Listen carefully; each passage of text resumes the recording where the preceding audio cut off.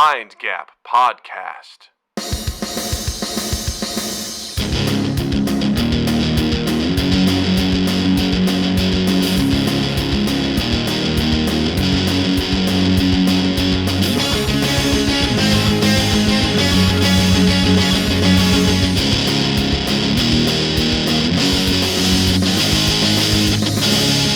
Hey everybody, welcome to Mind Gap Podcast. I'm Doug.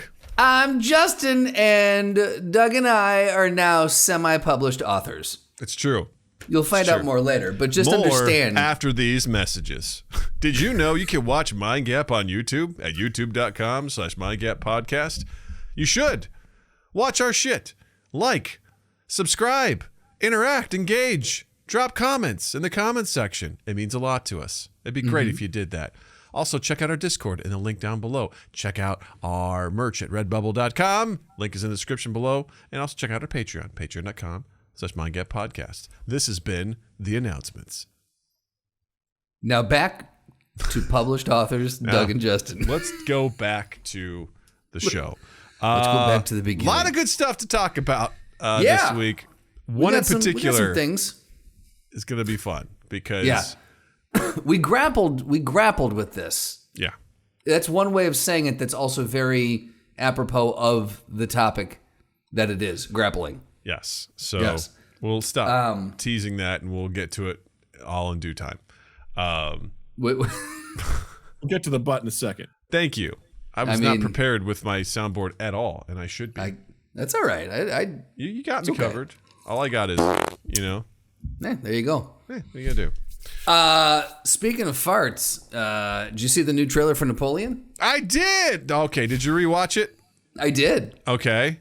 What did you think? It's better when you don't watch it on Instagram. Unexpectedly, right? Who knew, right? Yeah. I maintain some of the same criticisms. Okay. But I will say that when having watched it, actually paying attention, full attention, giving it my full attention, and having it on a on a larger screen with a better sound system, it piqued my interest. I'll say I'm definitely interested. I still maintain my cautiousness around it because it still feels like it feels like a movie I didn't know we needed. One of those, I'm like, really? Okay, we're going to do a dramatic retell. Okay, sure, why not? It's not one that ever... When's the last Napoleon movie you've seen? You know? it had to be Napoleon Dynamite. Yeah, right? And that was like early 2000s. Accurate? That's like 20 years ago. I think it's time for a remake. And this if you can Ridley remake Scott stuff... is doing it, all right? If you can remake stuff, within a 4-year time span that we talked about previously, you can absolutely do it 20 years later. Absolutely. No, I think the big thing for me, and we talked about this off mic, but is when you've got, and in rewatching it, I don't even think Joaquin Phoenix is doing a British accent.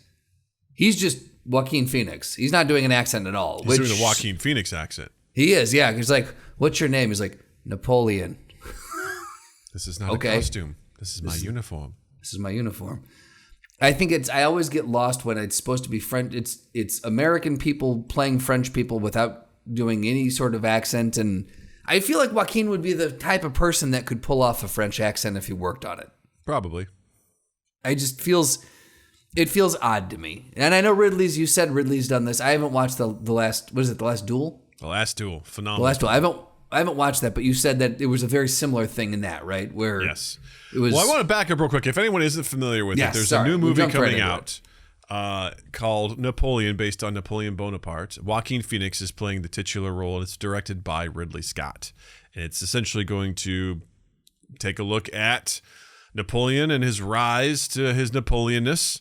And I'm excited about it because recently, within the last year or so, I finally learned about Napoleon. I remember hearing about him in history class at this point decades ago, which is pretty fun to say. And, haven't had any need to reference that knowledge. And at one point, I'm like, Napoleon was a pretty big part of history. I don't remember anything that he's done. And then this podcast, Real Dictators, did a whole series on him. And I'm like, awesome. This is what I was looking for. I want to learn more about Napoleon. And that's a phenomenal podcast. You should check it out if you like history and dictators. You learn a lot of stuff. And they told the whole story. And I'm like, this is a fascinating dude. Like, he did some very interesting stuff. And it's very interesting how it, correlated with American history and everything that's going on in Europe and the idea of the French Revolution and everything like that. It's fascinating how this is what I love about real dictators, is they take you through the story of how someone became who they were, because it's always the humble origins. You're like, who would have thought that this person would go on to murder millions of people, like as a dictator, like learning about, Genghis Khan, and what he did early on. You're like, oh, he was just a simple guy. And then, or Stalin, he was a simple guy from a humble household who went on to simple man from simple beginnings. Yeah, right. And you just he was an avid reader. So always kept to himself. But it is always fascinating to see how these guys ultimately turned. What was the tipping point for them, and what was the catalyst for them to be like, I'm not putting up with this shit anymore. You know. And it's absolutely fascinating. And Bonaparte was no different. He was a very fascinating guy who just came to power and did some wild shit. And the rest of the world was like, nah, we don't want this. He's conquering too much shit. I think maybe my lack of, because the same thing for me. I'm aware of Napoleon. Sure. I have very surface level information about his history and what role he played in history. But we never, in school, we never dived, similar to you probably, we never did a deep dive into like the minute ramifications of everything that was his life and how he came to power and what everything that his reign, the ripple effect that it had across the globe. So we never got into all of that. Maybe my lack of information about Napoleon is playing into my lack of enthusiasm for this movie. I don't know what it is, because something about this movie, I watched the trailer and all I could feel like was like overly dramatic for the sake of it, Oscar bait. Something just felt off to me when I watched the trailer, and I don't know what it was. I think that's totally fair. This could be any other historical figure that I've had no interest in. And I'd be like, who fucking cares? I don't want to watch that. You know what I mean? Like, I totally get it. It's just for some reason I was like, awesome. Ridley Scott, fantastic. 2, I like Joaquin Phoenix. 3, I have a mild interest in Napoleon right now. I'm like, this is cool. Like, all those things like rang for me. I was like, awesome. But, I don't know. Let's say it was, fucking the conqueror of England. I don't know. Whoever that guy was. The dude that came in and conquered the people. And, basically set up, the first sort of Anglo-Saxon stuff. I'd be like, I don't fucking care. I can't remember his name. I'd be like, I don't know. I was trying to think of the main villain in 300, but I biffed it. That's all I could think of was Theseus, and I'm like, that's not it. God damn it! I was like, I was like Persian. I'm like, no, he was Persian. Anyway, Xerxes. We'll figure it out. Xerxes, there you go. Xerxes. Look, it has all more the like pieces. jerks these cocks. Am I right? Boom! This guy nailed it. Boom! Fuck you, Xerxes. So, no, it's got this Napoleon movie has all the right pieces in place. It's got, like you said, amazing director, fantastic lead actor, and a fantastic supporting cast. It looks like it was shot really well, and it looks like it will have a lot of intrigue into it. But you know what? Here's the thing. I am critical of this movie when the trailer comes out. You watch, this will end up being my favorite movie of all time. I'll watch this and I'm going to be like, I was so fucking wrong down the road. It's just one of those things where I like Ridley Scott and what he's done with a lot of, period pieces, like with Gladiator, like with, The Last Duel, and even like American Gangster and stuff like that. He does a really good job. Alien, like telling a story. He does a phenomenal job. And interesting, going back to like the accent stuff, like in The Last Duel, these are supposed to be French guys, French historical figures dealing with what they're doing, but they're obviously American actors. Right. And there'll be moments where they have to say a French word and they're like, Jean de Carouge, and they like really say it. Bleu. And the King Louis is a British actor. Okay. But, it's one of those things where I'm like, I can suspend that, Yeah, but when you called it out, I was like, oh, that's right. Yeah, these really just aren't, because listen, you don't have to be French to be playing a French person? Would it be a little more immersive if you threw a little bit of I was gonna say English on it, but like little schmaz on it, a little française, if you will. Sure, I guess, And there have been plenty of movies in the past that I've watched and enjoyed where they haven't done the accent or it's been whatever. And I would also argue that better to do no accent and just play it straight and focus on the acting than to do a bad one and pull people out of it. Because we've also seen films where people have done god-awful accents and, it is what it is. A la Russell Crowe in Love and Thunder. Oh, yeah, I don't know what accent he was trying for there, but it didn't land quite. He seemed more, I don't know, man. For the record, I'm also not good at placing accents. But he seemed like he was doing a little bit of a boppity boopy, and I was like... and I'm like, isn't it supposed to be Greek? I don't know what this is. I don't know the Greek one too well, but, You sound like Emeril Lagasse over here. What are you doing? Yeah, he's like, hey, you're like a thunderbolt. I'll give you a thunderbolt. You're not invited to the orgy. I'll not invite you to the orgy. Okay, leave it alone. Don't worry about it. I'm Zeus. What are you doing breaking my balls over why here? You breaking my balls? We're here to have fun with gods. Hey, step off my dick. Step off my nuts. Also, in Gladiator, they didn't do That is totally fair. Roman accents. Imagine that. They're like, hey, boppity boopy. Hey, what you doing here, motherfucker? Get out of here. Hey, it's Maximus Decimus Relidius. I said his name wrong. Relidius. Ridiculous. That's a Harry Potter spell you just did. Ridiculous. It's a cunnilingus. Cunnilingus. No, and that's a very good. I'm the fucking general here. Hey, you killed my wife and my son, you piece of shit. I'm gonna fucking kill you. I'm the Do it. Come on, Doug. General of the legions of the North, father to a murdered son, husband to a murdered wife, and I will exact my revenge in this life or the next. Fucking dick. Forget about it.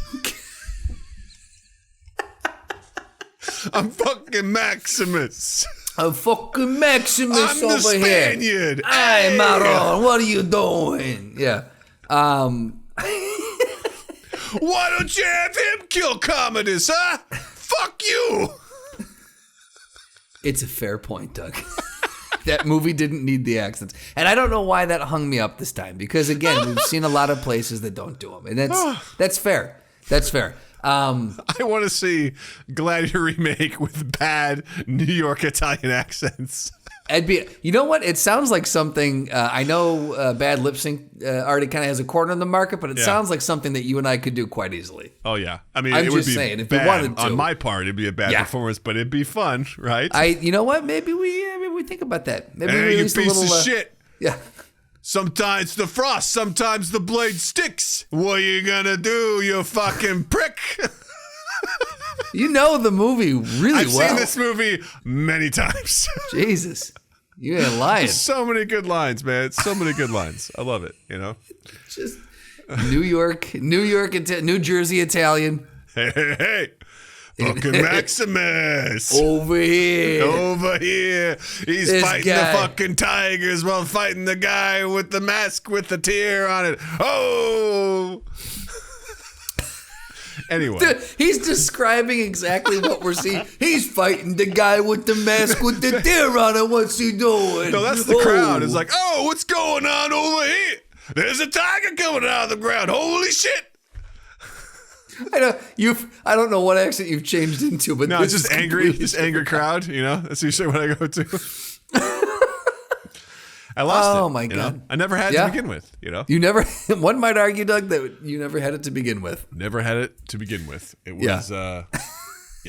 So anyway, that movie's coming up. So, I don't know if you saw this, but the trailer for Kraven the Hunter. That got released a couple weeks ago, I think. Yeah. Forgettable is the way I would describe that one. A classic Sony film/trailer, 3 minutes long. I thought it was weird that they didn't do accents in this one. Right? I'm so upset. Actually, Russell Crowe does do an accent in this one.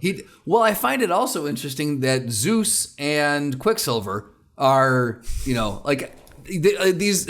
We've hit a point in Hollywood where every actor has now cycled through some realm of the superhero genre, and now we've reached a point where they're starting to recycle themselves through in different roles. I think that is, and I know Chris Evans did it a long time ago, but it's becoming more and more prevalent. And now in other movies, when I see like, oh, there's Elizabeth Olsen and Russell Crowe are in this other movie, to go, oh, that was like it. The tendrils of the superhero universe are reaching so far now that every other movie out there is just a crossover event for me. The Marvel superhero hentai tentacles are in everybody's holes, I think is what you're saying. That's exactly what I was trying to say, and thank you for streamlining that. You're welcome. I appreciate it. Yeah. Aaron Taylor Johnson was Kick-Ass. Oh, he was Kick-Ass. I always forget about that. And now by the way, Kick-Ass has not aged well. I just recently rewatched those. Good for the time. I remember liking it back in the day, but not so much. I watched it and I was like, ugh. Okay. Ugh. And then he's now Kraven the Hunter, which I don't know a lot about, but I just know he's a nemesis to Spider-Man. That's all I know. It was I was going to say prequel because I'm assuming he will be showing up somewhere else, but it's not a prequel. It's a, origin story. And I just was like, they did not need to do a 3-minute trailer. When will Sony fucking learn that less is more? Yeah. Less is more. Because they're like, nobody's going to see it, man. We got to let them know that this is worth seeing. I'm like, you don't have to do that. Yeah. You can do less is more, man. Less is more. I do think, and maybe it's already been released. I know for a while, I have not done the research to see if this is already broken news, and maybe I'm just behind the times, but with the end of that trailer, I'm wondering if they're going to try to revisit the Sinister Six. Because they introduced the Rhino in that. I don't know. You don't think they're going to try? They're just grasping at stuff. I think they would love to do Sinister Six, but I don't think they can pull it off. They kind of did it in Spider-Man, No Way Home. You got glimpses of these different, villains kind of showing up. So we kind of got it, but Sony would be fucking stupid to be like, hey, we're going to do the fucking Sinister Six here. Yeah. We got the Lizard. We got the Vulture. We got fucking Electrocution Guy. We got, fucking Green Goblin, Fucking Green Goblin. We got it. Dr. Octopus. Hey, I just like, guys, like, listen, I'm okay with standalone films, I guess, but I don't know, man. Were people really asking for this? I guess in some respect, I know he's a kind of a beloved villain, but I don't know, man. It's just like, I don't know if I need Kraven the Hunter's origin story. Yeah, well, again, this is why I feel like they're obviously trying to expand. Originally, with the Andrew Garfield one, they wanted to do the Sinister Six. That's why at the end of the second one, Paul Giamatti shows up as the Rhino. That was such a shitty, it was so shitty bad. job with the Rhino. But I know they're trying to expand on, like, they're really leaning in heavy to, like, look, we've got the Spider-Man universe, and we are going to make the Spider-Man universe. And that's why they're, what's the Venom 3 is announced. Who was the big announcement that was going to be in Venom 3? I have no fucking clue. I do not follow Venom news.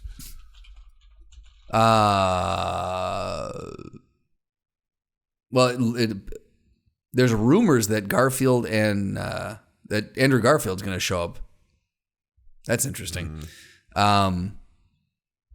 Juno Temple, who plays Keeley from Ted Lasso. She signed up for the movie. I thought Keeley looked familiar to me. I was like, oh, is that? Yeah, she was in Dark Knight Rises. She played a small role with Catwoman. She was the blonde like prostitute in Thief in Dark Knight Rises. Oh, I don't know that I would have put that together. Interesting. Yeah. Okay. I'll have to go back and rewatch this. I mean, you don't have to, but she's in it, so. Okay, anyway, I want that. So. Yeah. Kraven the Hunter looks like absolute dog shit. I'd be curious to see how far they're looking to take this, how far Sony is looking to take this. As far as they can get money to make up for Morbius. Yeah. Yeah. Do you think this will be better or worse than Morbius? Did you watch Morbius? No. And you can't make me. It was a travesty. I watched it and it was rough. It was very rough. I'd have to be, one of these days I'll probably check it out, but yeah.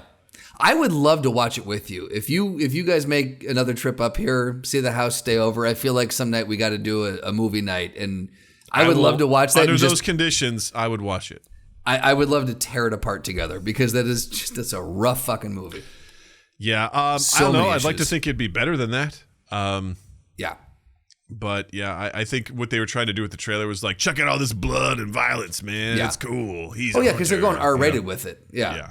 Which is going to be interesting because I feel like the success of the Deadpool movies have really cracked open. It's really made people go, okay, positioned correctly. I mean, Logan as well. Logan just as well. And Logan really cracked it open because that came out before Deadpool 1, right? I don't remember, but both of them together, like no, Deadpool came out in 2016, I think. Logan came out in 2017, but they were right in line with each other.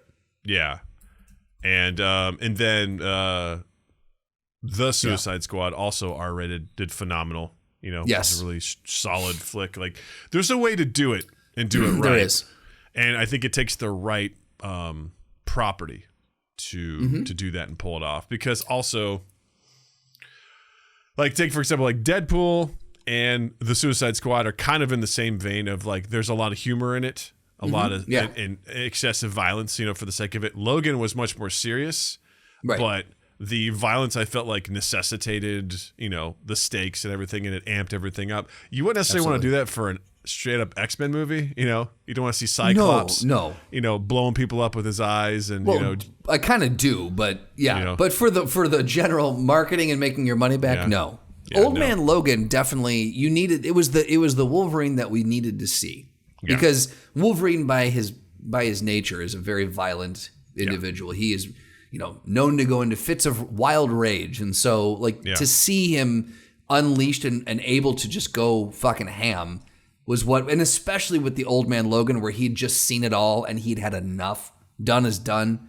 That was a nice, beautiful payoff. What I loved is the opening to Logan. Just him ripping to shreds some guys that were trying to steal his hubcaps, and you're like, all right, here we are.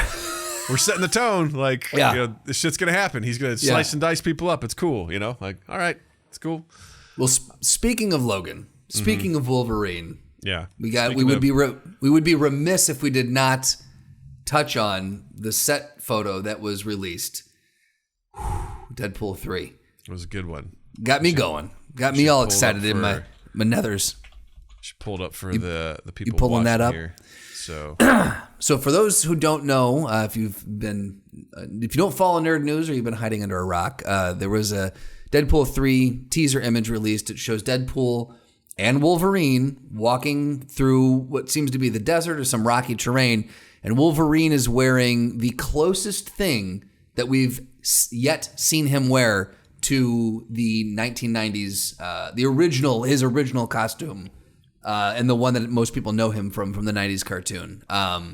It is slightly different, but it looks pretty damn good. I gotta say. Now, the only thing that I'll say is I could see Ryan Reynolds fucking with the audience. This would be a very Deadpool Ryan Reynolds thing to do, is to release this and then this is absolutely not what he's wearing in the film, just to drum up buzz like it's doing right now. Yeah. But I don't know. What do you think? Are you down for this? Is it too cartoony for you, or maybe do we need the context of the film and it will make total sense once it's in there? I don't know. Part of me thinks that this is like a joke scene from the movie, like where he gets Wolverine to wear this, and then Wolverine's like, I'm not wearing this shit. He's talking shit to him, about it. Yeah, he's like, God damn it, this is the only thing I have to wear, and it just cuts away to it. I mean, right. I don't care. I mean, listen, I'm just thrilled I mean, it's amazing to me because Hugh Jackman was straight up like, I'm not playing Wolverine anymore. Yeah. I'm done. I'm over. Logan was my magnum opus, and it was a great way to end it out.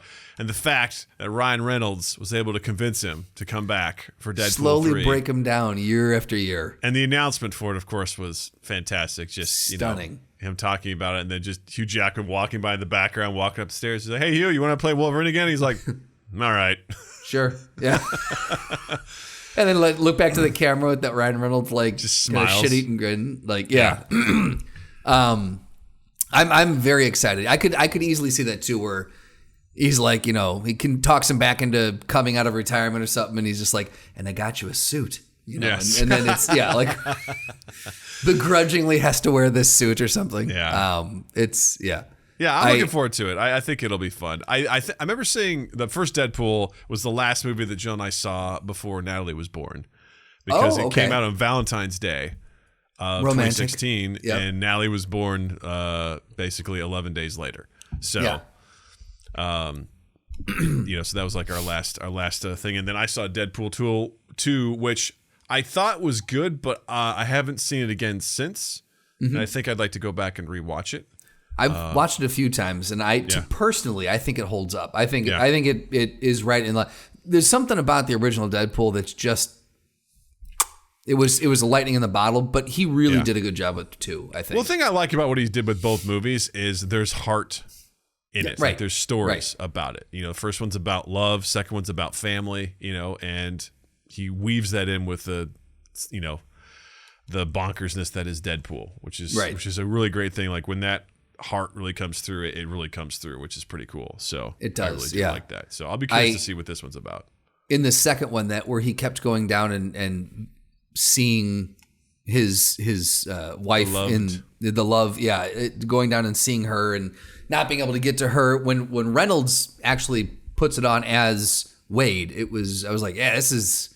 All right, it hit me in the feels a little bit. Yeah. It got me. Now, the other couple exciting announcements are, and again, I would cringe at this if it wasn't in the hands of Sean Levy and Ryan Reynolds, is they're bringing back Jennifer Gardner as Elektra.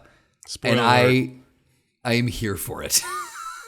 Yeah. I am here for it. Because the way I look at it is, I never saw that movie. Don't intend on seeing it. No, that one I did not, because I knew it was a stinker.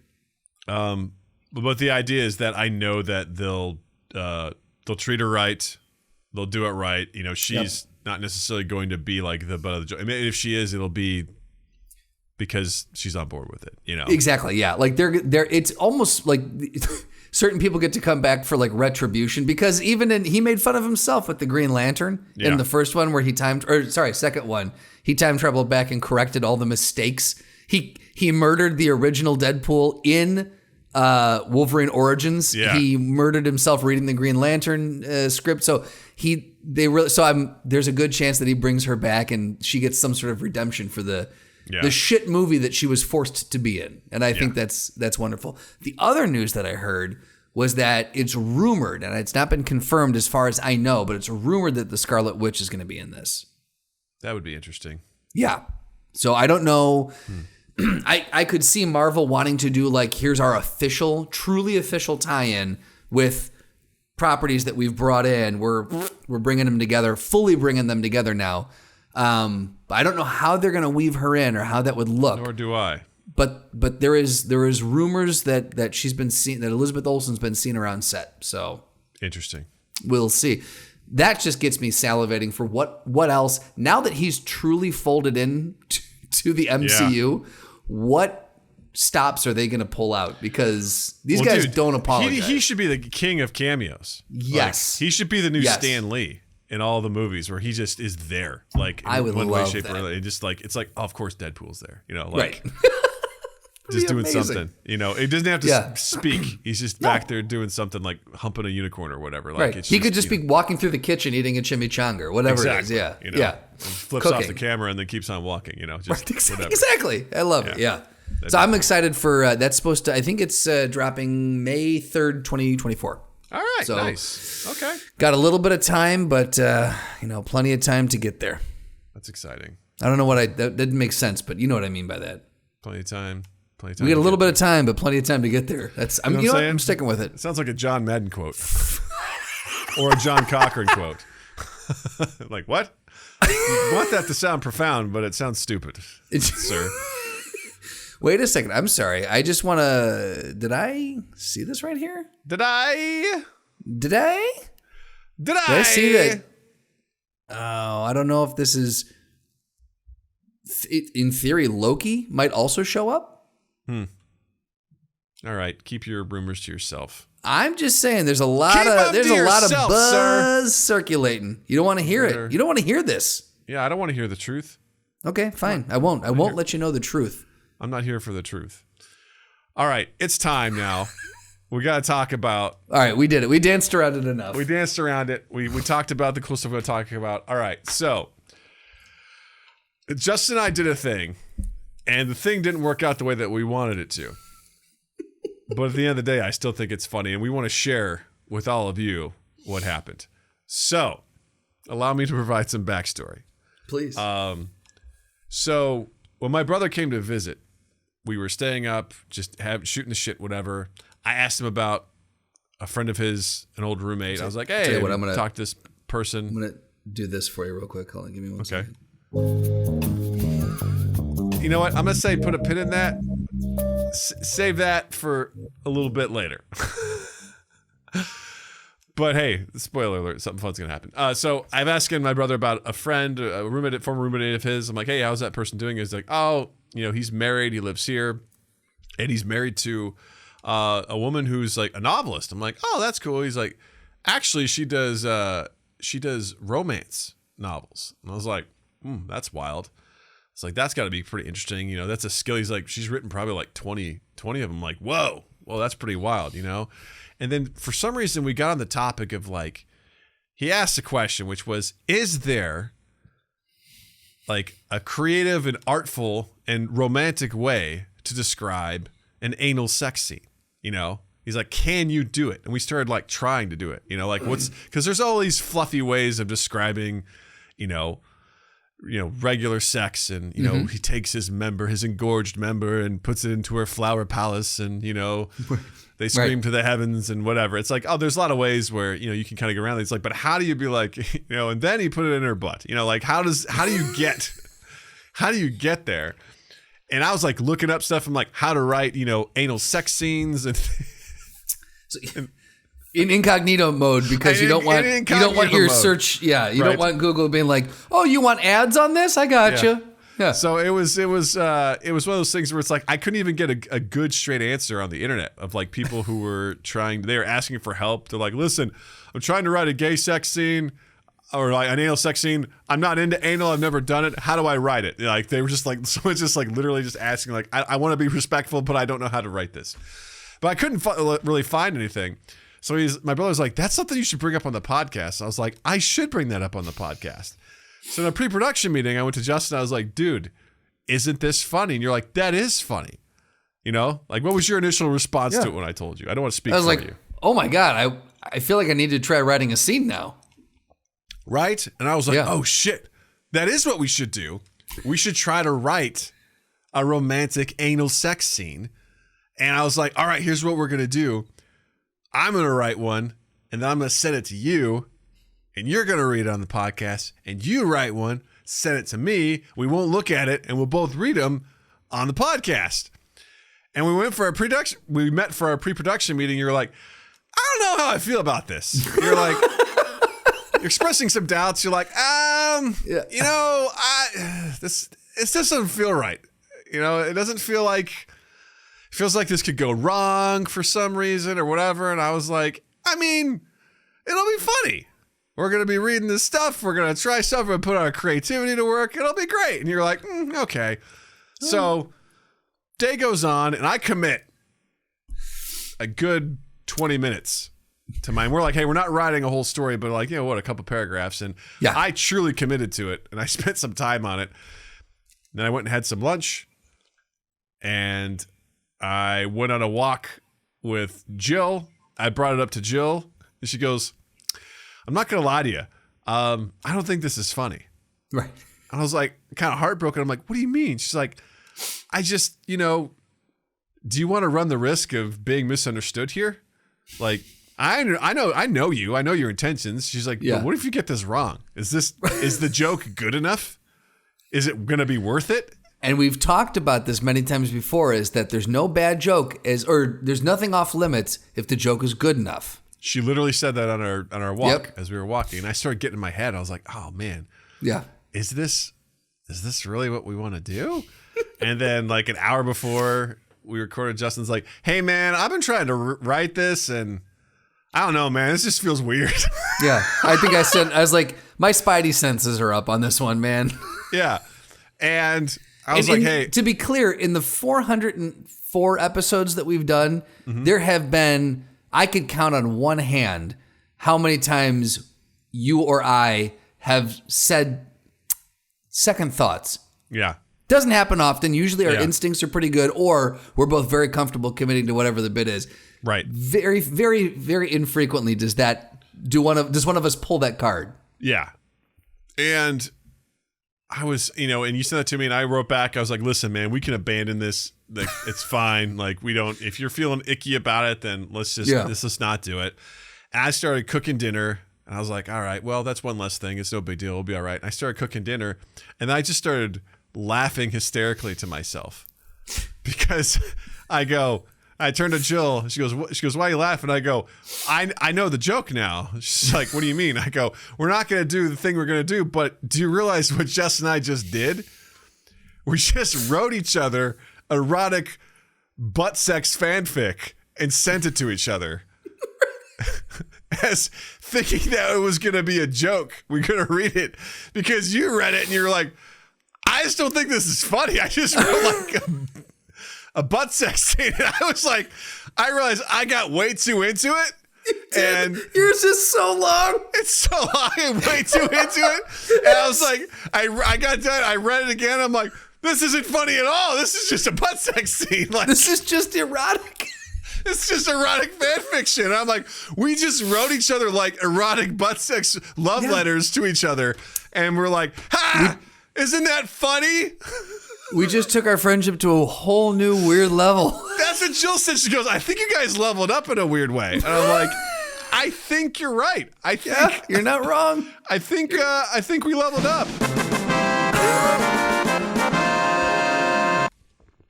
Congrats. I'm glad we're here. You too. Yeah, man. We did it. Yep. It was. Took us a while, but man, I knew we would get there eventually. I knew we'd get to the point where we'd start sending each other erotic fiction. That it was inevitable, but it was going to come. The time was going to come. See, like in my mind, there was something funny in here. Yeah. Well, I didn't know what it was. Yeah. All right. Because the concept of this is funny, but you kind of articulated it this way, and so did Jill, where it's like, hey, this is something funny you talk out loud to your best friends about. You don't necessarily get on a podcast and try to, figure out how to write a romantic butt sex scene. Well, I was like, this is one of those things that if you and I were hanging out, we were cooking dinner and we were just bullshitting back and forth like your brother and you did. Yeah. You're like, oh, that's a funny, weird stuff. Let's just improv this in the moment off the top of our heads and just let's run with this for a little bit. Okay, that was funny. Well, let's move on. But yeah, like I think my big point was like, hey, look, Tom Segura can do stuff like this because he's a professional comedian and he's very funny. He knows exactly what his voice is, and he's got rabid fans that will listen to anything he does and love it. And he doesn't need, to save face online in the world. I said, you and I still have day jobs. Yeah. And there might be a line that we're close to crossing with this one.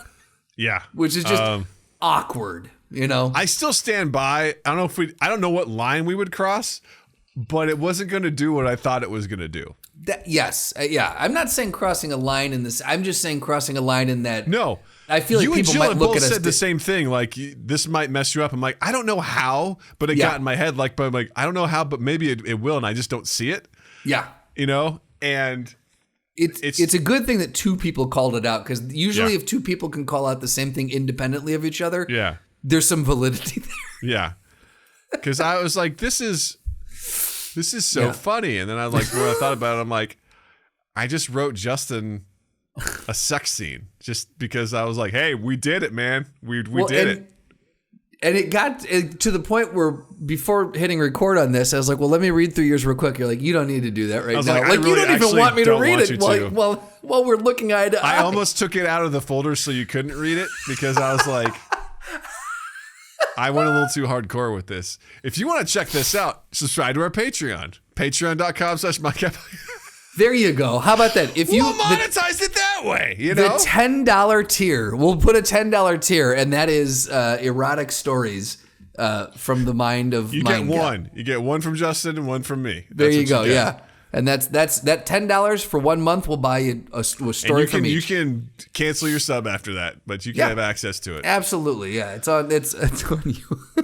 That was a classic thing where I was like, oh, there's something really funny here. And then I was like, oh, wait, maybe not. Oh, wait, yeah, I made it funny by doing something stupid. Fantastic, you know?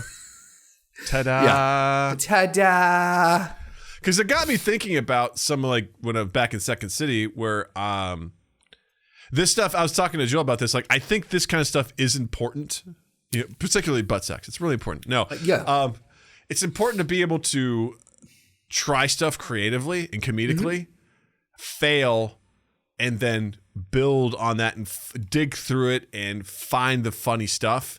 Yeah. Because there is some funny stuff there, but some of the stuff requires extremely accurate fine tuning. Right. To hit your shot and accurately hit your target. Right. And I thought of a sketch I wrote in writing 2, which because what you do in that class is you write sketches and you come back and you read them to the entire class. And like before it was my turn, I looked down on my sketch. I was like, oh no, I messed this up. I don't want to read this. And can I ask what it is, what it was? I mean, I'll tell, I don't remember all the details of it. Sure. Yeah. But Jessica Mitlow was the teacher, our beloved very first teacher. And I was like looking down at this and I looked back up at her and she's like, all right, Doug. I go, I don't want to read it. She goes, why not? I was like, I messed this up. I don't think this is, I don't feel good about this. She goes, well, let's just go ahead and read it. And she made you do it. And I was like, my heart's not in it, but I'll read it. It was supposed to be like a blackout sketch. And I think it was something along the lines of, it was an interview between a man and a woman. And it was supposed to be like, oh yeah, like this is, you know, the idea was like it wasn't good. All right. I can't preface this enough. It's the idea to maybe think, oh, this is a woman interviewing for a job. It's going really well. Great. I think you're fantastic. Cool. Well, you know, the poll's out there. You start in 5 minutes. I think it'll be great for the job. Essentially like a stripper interviewing. Oh no. Or the guy's like, I think it'll be great at big boob bazongas or whatever. Like that was like the punchline in a blackout, you know? Yep.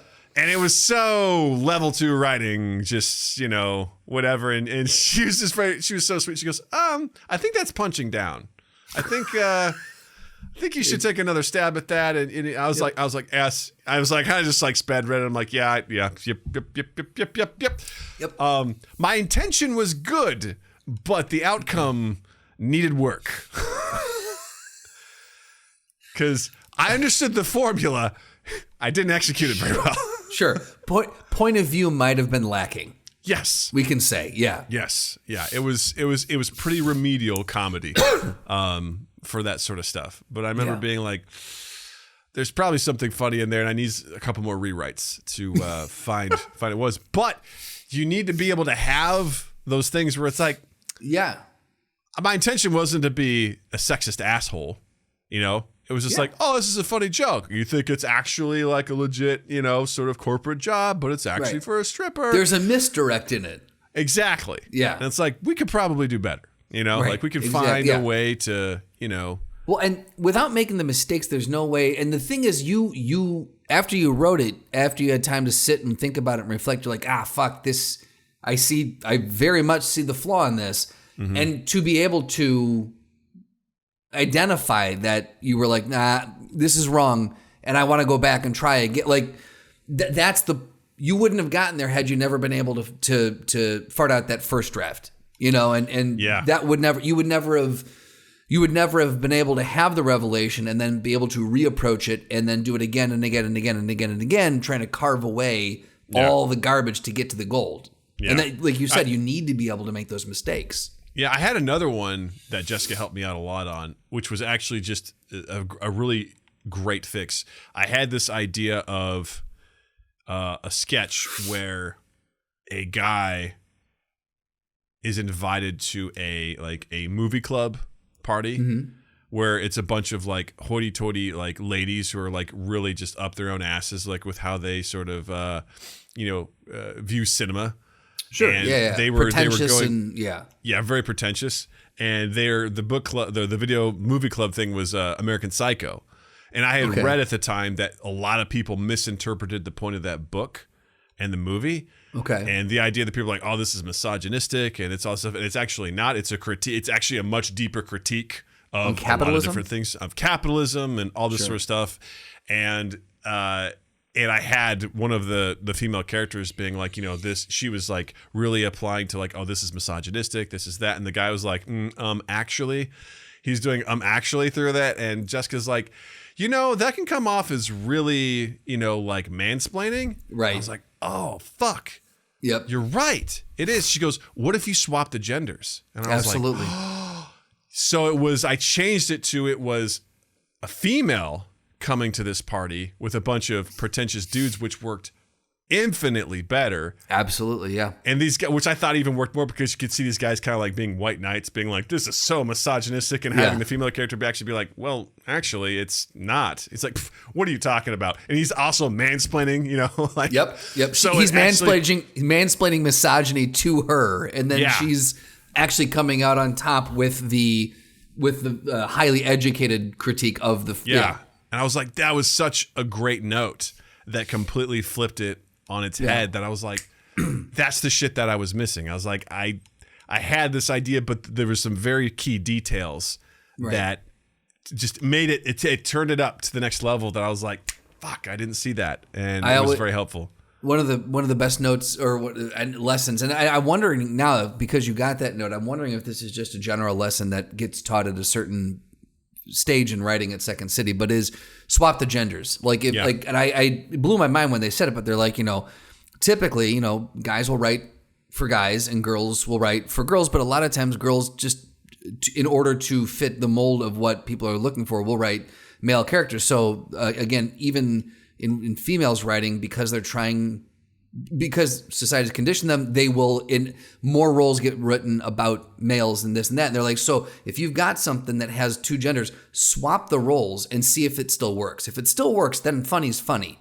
And if it doesn't work when you swap the roles, then there's a problem with the writing. And I was like, that's a really cool litmus test for, and also then a lot of the times you swap those roles, sometimes it's funnier, and now you've got a female in the lead. And it was just an interesting mental exercise that I hadn't considered before. So now when I'm writing, one of my favorite things is swapping the genders and saying, okay, if this scene was reversed, what would this look like? Or like Love and Improv came, we could have easily written that about 3 dude improvisers, and we swapped it. We were like, nah, this is a much more interesting story if it comes from 3 females, because it provides a much deeper level of there's higher highs and lower lows, and a lot more that we can explore in that realm. Even though it was 2 dudes writing it, like it was even more interesting for us to write in that capacity. So I think that's a very cool note to get, of like, well, try swapping the genders and see how that works. And you're like, a lot of that, whoa! I think, deals with unconscious bias. Like, we don't 100%. think about that stuff. And again, I don't think it's ill intent.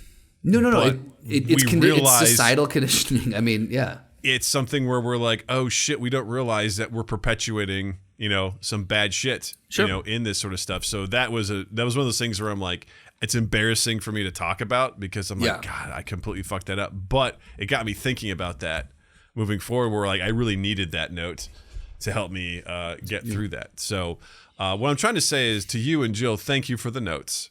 And you know what? I'm glad we wrote each other erotic, butt sex fan fiction. That was really fun. Good times. I can't wait to see what we write each other next. Right. Personally, I'm very excited to see how much deeper, pun intended, we can go. Well, I mean, to be fair, we've known each other for almost 11 years? We met in 2012? No, we met in 20. No, you're right, 2012. Yeah. So, I mean, I guess years, that is the 11-year friend anniversary is erotic fan fiction. So that's true. First year is paper. Second year is wood. Third year is plastic. Fourth year is French onion dip. Fifth year is Coke Zeros. Zeros. Yep. Sixth year is pepperoni and green olive pizza. Eighth year is glazed hot dogs. Ninth year is podcasts. Audio. 10th year, oatmeal cream pies that get stolen by the cleaning staff. And then year 11 is erotic butt fiction. Erotic butt fiction. I got it jumbled in my mouth. Erotic butt fucking. Erotic butt fiction. That's it. Erotic butt fiction. Oh. Can't wait for 12. Man, it only gets better from here, man. Like, That's a big jump from 10 to 11, 12's finger blasting, so get ready. I feel like it should have been the other way around, but, whatever, Yeah, well, there you go. Oh, man. Oh, my God. Okay, well, yeah. Where do we go from here? Yeah, right. Where do we go from here? Do we want to, let's talk about this new design for an airplane. That seems right. Since we're around the butt area. Yeah, let's talk about this. So This is a couple weeks old. This came out in this article from Lad Bubble on June 7th. But I've definitely been meaning to talk about this because there is a new seating design for airliners, and to say it has a mixed reaction, I think is a bit of an understatement. I'd be putting it lightly. So. Yeah. It's like a double-decker design, where, so this doesn't actually have two floors. It essentially has like seats that are elevated and seats that kind of fit underneath them. Now, I will say this. Think bunk beds for seats. Yes. On paper, this kind of makes sense. Mm-hmm. Kind of. From a space-saving standpoint, I get it. I get where they were going. Yes. But there's a very significant flaw. Potentially also more legroom, Sure, absolutely. But also, how much legroom are we talking there? Will someone who's 6'3" be able to sit where this lady is and extend their legs comfortably, Well, I don't know if they'll be able to extend them all the way out, Doug, but I think for sure you'll be able to extend them much further than you normally could. Yes. I think, you'll be able. Looks like you could even. There's enough room there to maybe cross your leg. Yeah. And if someone's elevated, I don't know. Like there's I don't know. It also saves if you want to lean your seat back. It also saves you from leaning back into someone because you've got an elevation. So again, just to describe this for those listening and not watching. First off, what are you doing? Watch us. Yeah. But it is So there's someone sitting and then basically elevated. What would be on their lap, but about 3 feet up is another, or maybe 3 feet up is like the platform, and then another 2 or 3 feet is the actual seat. So it's staggered forward, almost like if you would stack a chair in gym class. Yeah. If you stacked a chair in gym class and then you just put about 5 feet of separation in between those chairs, that's the same configuration that we're looking at here. Yeah. And again, like I welcome these attempts of design. I think it's interesting, but couple concerns. Number one, for the people on the bottom row. Yes. I feel like there's an opportunity to get your legs broken in the event of, turbulence or an emergency or, That's a really good, it's not a concern that I thought we were going to start with, but we'll get to the butt in a second, Thank you. Yeah. That's a very real concern. I didn't think about that. Yes. If if something goes wrong, plane crashes, you got other issues, but yes, there's a lot of potential issues with kneecaps and the way legs bend here. Yeah.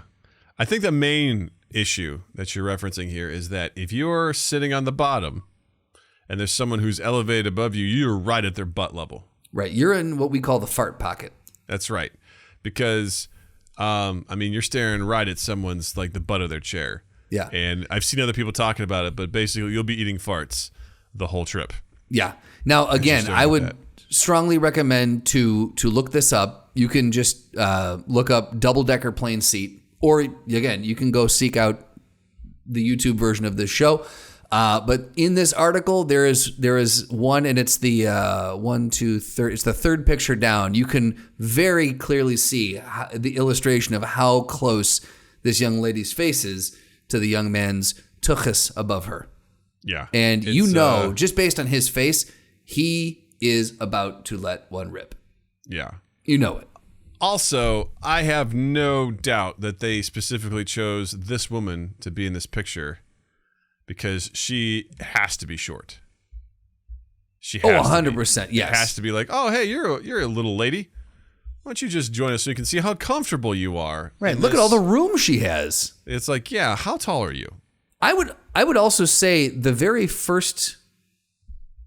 Well, I guess the very first picture is just a split image of the subsequent two. Yes. But so the one where you can see her sitting, in the fart pocket, there's a lot of space between her and the guy in the chair in front. Yeah. That's the is it the Chase Lounge? The one that's the Airy or the Air 3D seat map. There's no you are right up against that. Well, here's the thing. There's no space there. In the one where she's in the fart pocket, that does not look like the seat is reclined. Where the one where she has her legs extended, that one looks like the seat has gone down a little bit. Do you see what I'm saying? Oh, you know what? Hold on. If you look at I take it back. If you look at the captions, it says the old design of the seating arrangement. Oh, what? A new seat design. Oh, so the updated one. Well, then how come we can't see it? Well, they don't show you the rest of it. Right. Where's her legs? She ain't got no legs, Lieutenant Dan. Again, no accents in that movie. Right. Yeah. Should have been all Australian accents. So are we meant to believe now? This is a whole new thing on it. So we are meant to believe now that first design, which was like way too close, now there's like more room? It appears that way. In the second one, at least, it appears the updated design. Yeah. Hold on. Let me just look at this. Double-decker airline seats.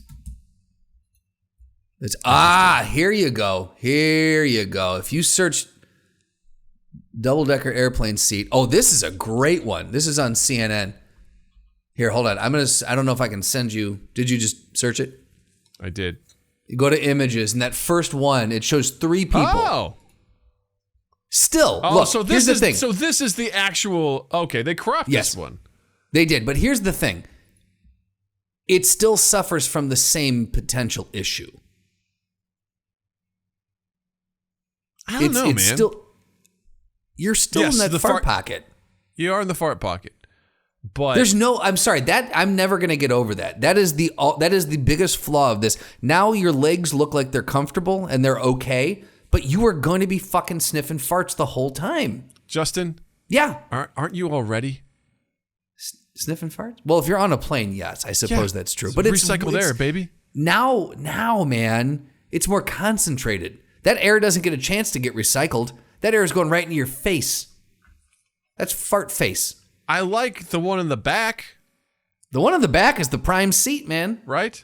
Because you can fart all day long and no one's going to... You don't have to feel bad and you don't have to be the victim. Wait, you feel bad when you fart on a plane? On someone. Yeah. Like if I was that dude sitting in the front, the whole time I'd be like, I feel really bad for this girl behind me. I'd be like, listen, it's no different than if you were elevated or not. You're still farting into the sea of air. Yeah, but I'm not farting into someone's face directly.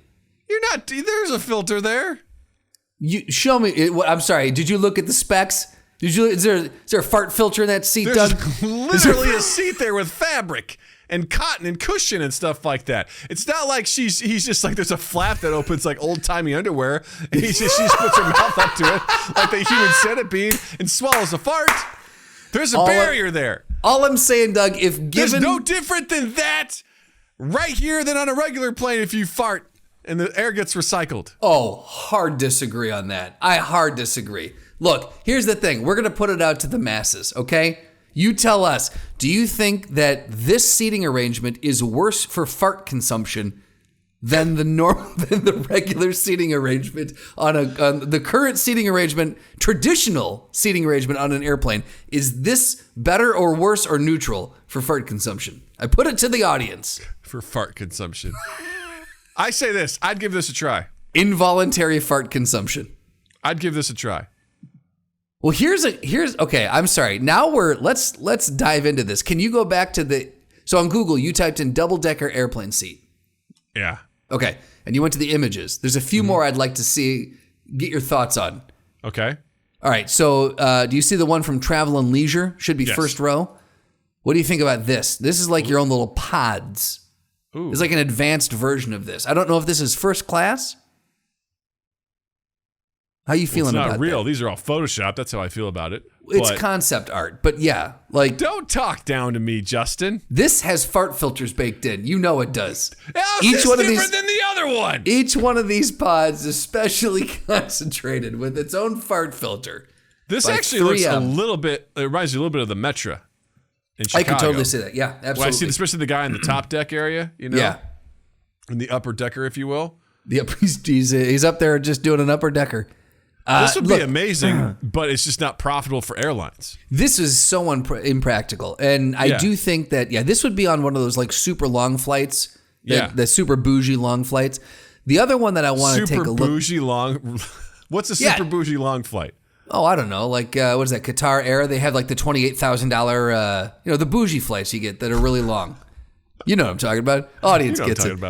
Scroll down a little bit. Go to the one that's the Matador Network, and it's they're sitting in orange seats. This looks like my nightmare on a plane.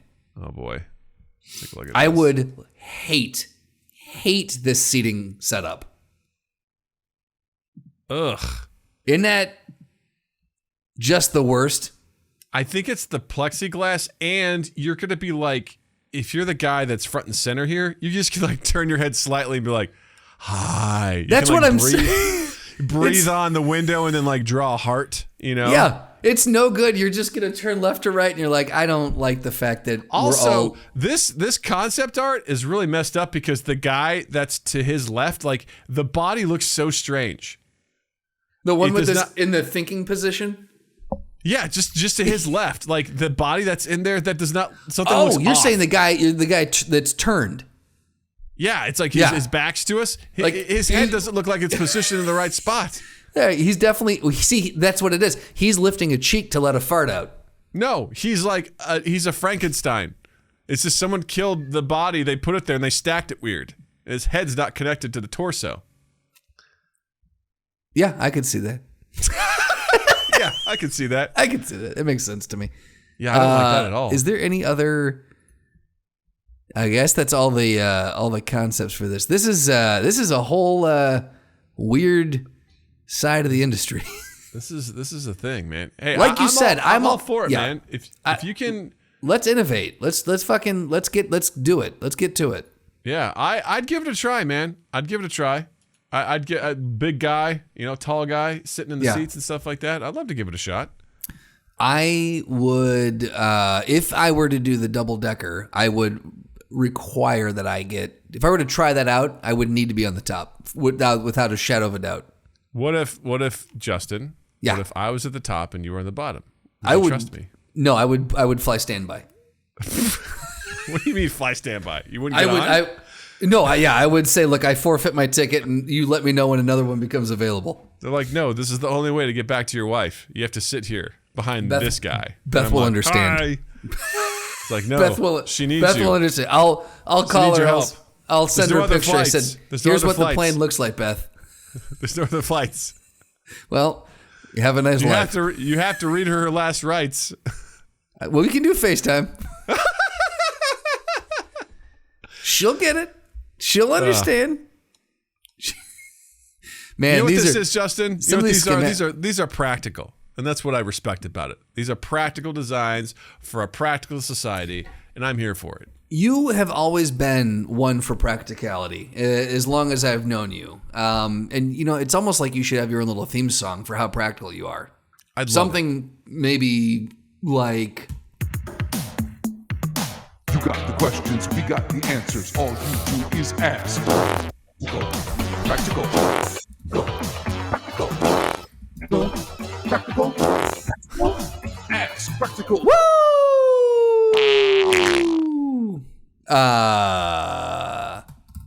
Hold on. I'm just making notes about eating farts. On our potential clip section. I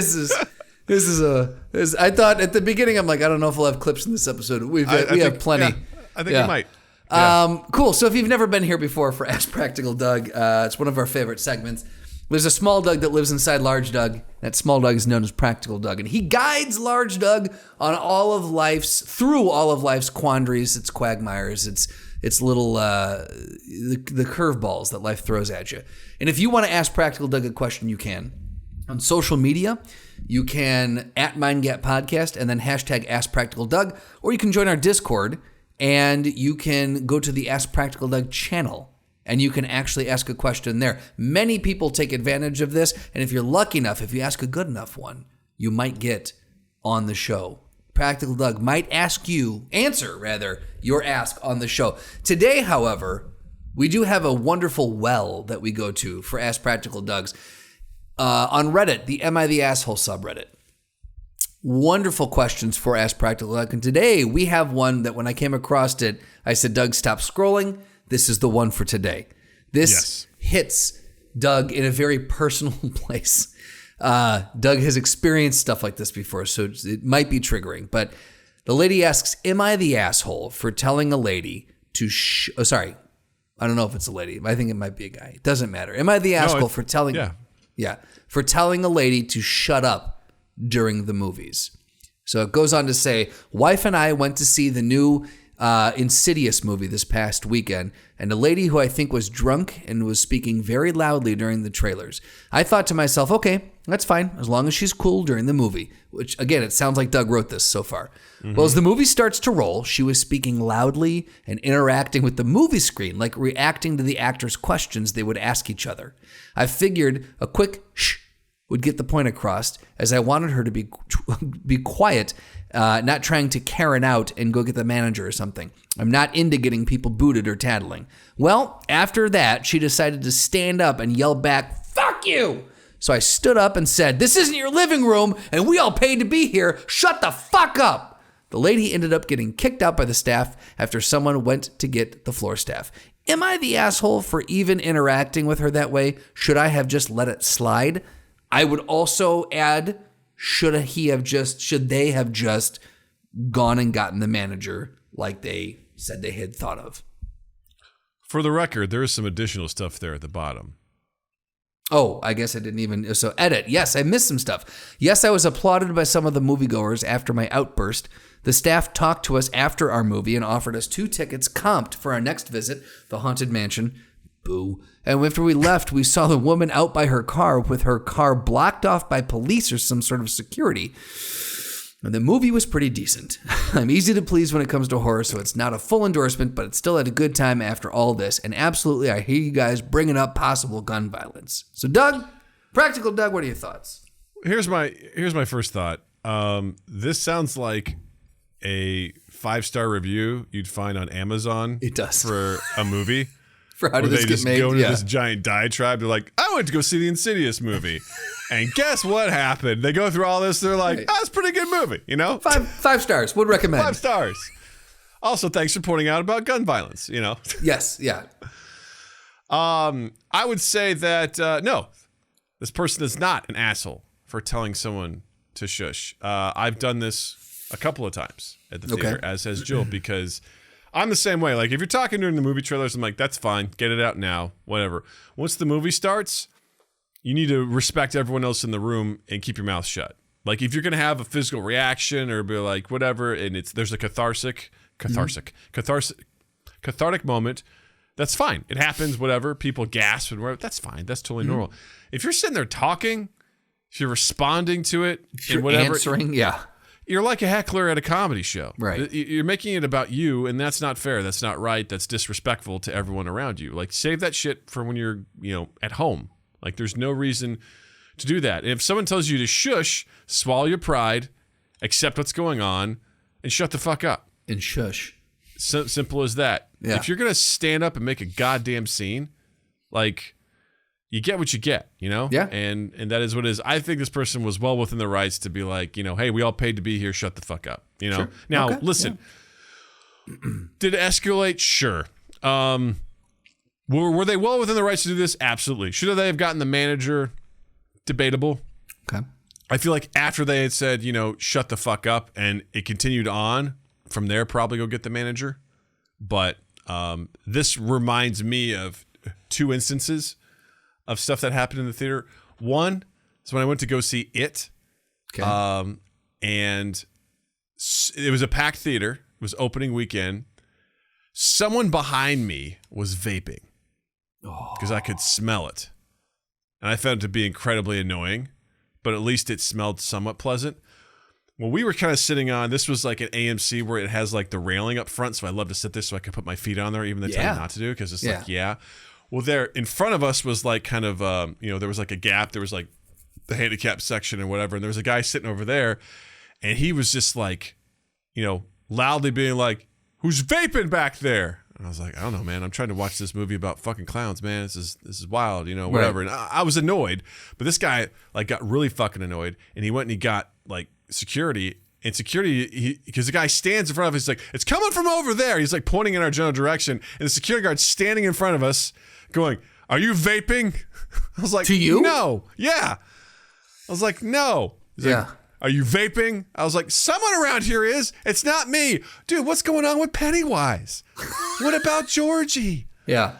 You know, and it was so like, I get why the guy was pissed. Like, I get it. It was ruining his experience. Someone's being a fucking asshole, couldn't hold their vape in. Right. But the guy standing in front of me, are you vape? He had to do something, but he's like, what do you want me to do? Like, I can't, you know. We're not going to pause the movie and Yeah. Unless the guy had night vision stuff and he could come in and see who was vaping, you know. Just. Yeah. That one was, I was just like, oh, that sucks. I think that guy ultimately left. He probably got refunded or whatever for something. But the other one, this one was a lot darker for me. Okay. I was watching American Hustle with Dave and Jill. And we're in the movie theater. I don't know, we're like 30 minutes in the movie and I start hearing, and I hear someone go, oh my God, he's choking. Someone call 911. And we all were like, huh? And then he goes, it's okay. I got it. And this is like weird sort of like, okay, we all just went back to watching the movie. Like, we just like didn't respond. I got it. We're good. Yeah. And then I you think just start in hearing that same movie too, someone's like alarm was going off like on their watch or something. Jesus. Yeah. And then someone finally goes, turn the fuck off. And someone goes, oh, like, and shut it off. Like they didn't hear it on their own wrist. Yeah. Jesus. Absurd. But yeah, that was just the whole, like, someone may be dying. We're like, are they? Oh, okay. Let's keep watching this forgettable movie. You know? Good. Okay. Yeah, good. It was so strange. So this person, Doug, not the asshole. Not the asshole. There you go. It has been decided, and so shall it be. Ta-ta. Not the asshole. There we go. Not the asshole. Ooh, this was a good one. All right, Justin, what do you got to recommend this week? I'm going to very wholeheartedly, full-throated recommendation for The Bear Season 2. Whole thing's out. Watch it on Hulu. If you haven't seen Season 1, what are you doing sleeping on that? Go watch Season 1, then go watch Season 2. Holy shit. I will say, this season exceeded expectations for me.